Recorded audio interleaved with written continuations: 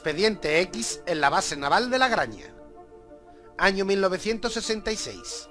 Ría de Ferrol, al norte de Galicia. Un ovni surca los cielos gallegos a muy baja altitud sobre los astilleros de Astano y Bazán, para luego estrellarse en alta mar. Las autoridades dijeron que era un prototipo de la NASA, pero la tecnología que portaba era totalmente desconocida en aquella época. Os contamos la historia. Bienvenidos, planetarios y planetarias. En esta ocasión nos preparamos para volar rumbo a un viejo y enigmático expediente X de nuestros cielos. Nos trasladamos al año 1966, en concreto España, Galicia. Vamos a recordar el extraño y no aclarado suceso ovni que fue recuperado por la Armada Española en las costas del Ferrol en 1966.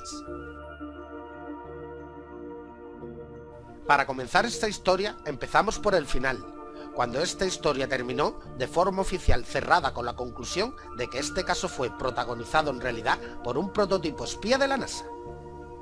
Al menos es lo que se dijo y se concluyó de forma oficial.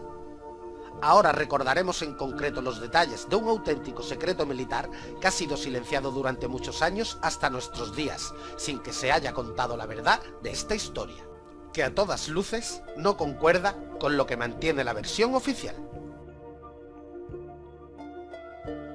Se trata de un caso en concreto al que las crónicas de aquellos años, allá por finales de los 60, trataron de darle un halo de misterio, llegándolo a bautizar como el ovni de La Graña, localidad situada en Ferrol, al norte de Galicia, en sus costas atlánticas. Pero décadas más tarde, y con el paso del tiempo, este caso se ha ido poco a poco olvidando a la vez que desmitificándose. Oficialmente se trató, en realidad, del accidente de un nuevo prototipo UAV espía de la NASA, es decir, de un vehículo aéreo no tripulado perteneciente al departamento de la Agencia Espacial Americana.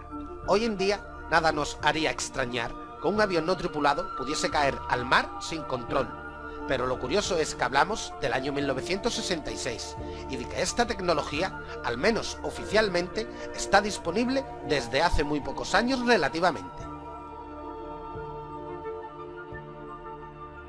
Existe un testigo clave en este suceso con tantas incógnitas. Se trata de un militar que dio un testimonio a la opinión pública y que vivió en primera persona aquel suceso tan extraño. Según sus declaraciones a la prensa de la época, lo que se pudo divisar surcando los cielos del Ferrol en aquella fría noche de invierno gallego del año 1966 era un aparato u objeto volador no identificado, con mucha luminosidad radiada y que a su vez desprendía también luces de varios colores, rojas, verdes y amarillas, que se alternaban, y que eran 100% visibles a cualquier ojo de cualquier testigo.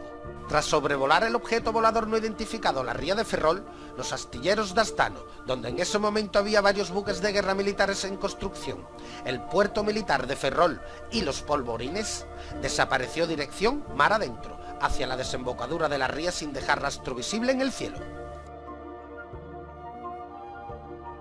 Hay que tener en cuenta que la zona es de alto interés estratégico militar por la construcción de buques de guerra. Desde el año 1966 hasta 1970, en los astilleros de Astano y Bazán se construyeron buques de guerra para varios países árabes, en aquel entonces en conflicto con Israel, aliado histórico de Estados Unidos y pieza fundamental para el gobierno estadounidense en territorio árabe. Supuestamente el ovni o aeronave espía estaría realizando labores de espionaje, filmando las embarcaciones que se estaban construyendo en Astano y Bazán. Pero si era una aeronave espía humana, ¿por qué usaba luces visibles en su fuselaje alrededor?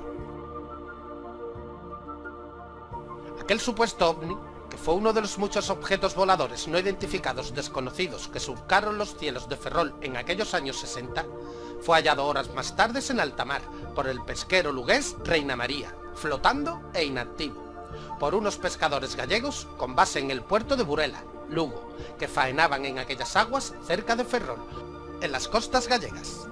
Los pescadores fueron los que recogieron los restos de aquel aparato no identificado que se había estrellado contra el mar. Sin pensárselo, decidieron recuperar sus restos y subirlos a bordo de la embarcación en la que faenaban. Los pescadores también afirmaron en todo momento que durante toda la operación que realizaron para rescatar los restos, estuvo presente un avión en la zona dando vueltas sobre ellos constantemente y volando muy bajo. Los restos echaban humo mientras flotaban en el mar.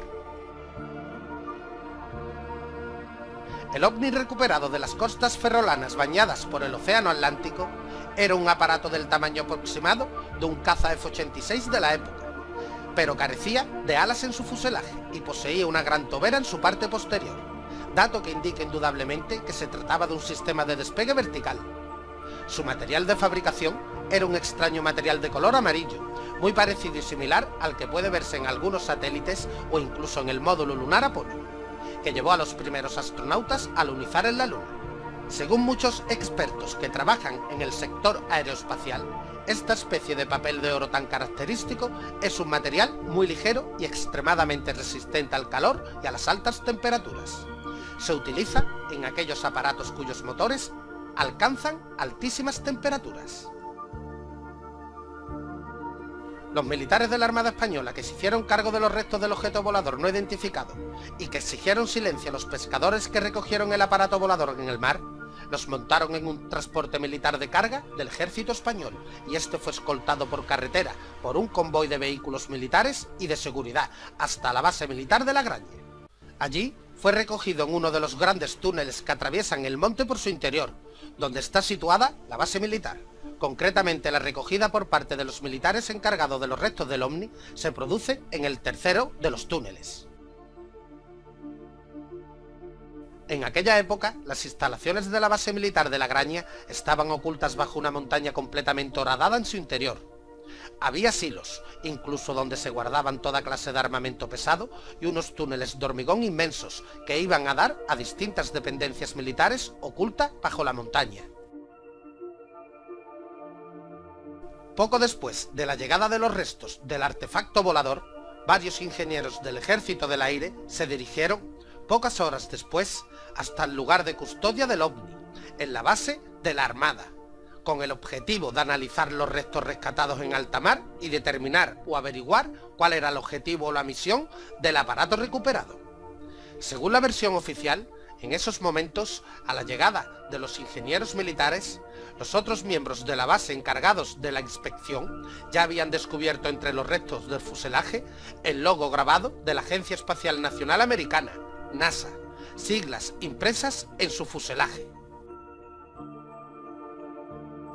Mantiene esta misma versión oficial que se trataba de una especie de UAV, vehículo aéreo no tripulado, rudimentario para esos años, pero muchísimo más avanzado tecnológicamente que cualquier cosa que hubiera visto o les hubieran contado por aquel entonces aquellas personas testigos del suceso.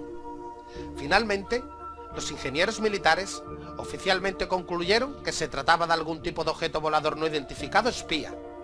Esta conclusión se basa en que el aparato, siempre según el ejército y su versión, volaba portando cámaras fotográficas y que estaba diseñado para un vuelo de altura silencioso, para hacer muy poco ruido y desprender una estela térmica muy baja, casi inapreciable para cualquier sensor de la época.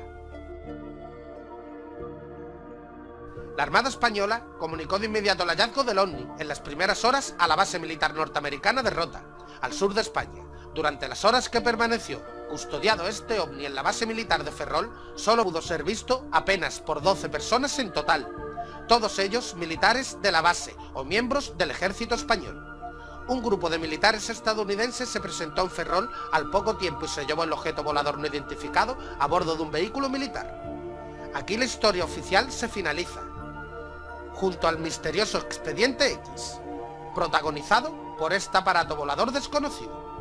Nunca se volvió a saber nada más de su paradero, de su destino, de lo que era en realidad, o lo más importante, saber si era fabricado por el hombre y por la NASA en concreto, o realmente era de procedencia extraterrestre.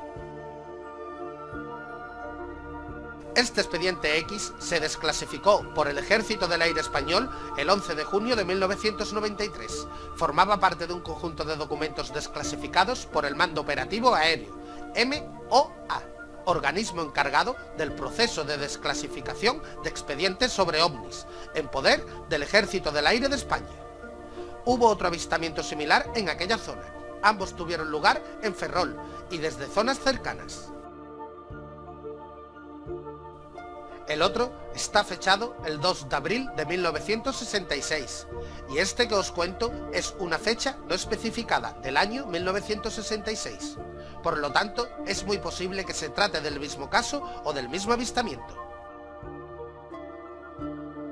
Y seguimos como siempre, queridos planetarios, dejando abierta la investigación, y de producirse alguna novedad os mantendremos informados con las últimas noticias, siempre con los últimos datos y con la más urgente actualidad. Si les ha entretenido este vídeo, pueden darle me gusta y compartirlo en las redes sociales, les estaría muy agradecido. También pueden encontrar esta información en planetamisterio.net.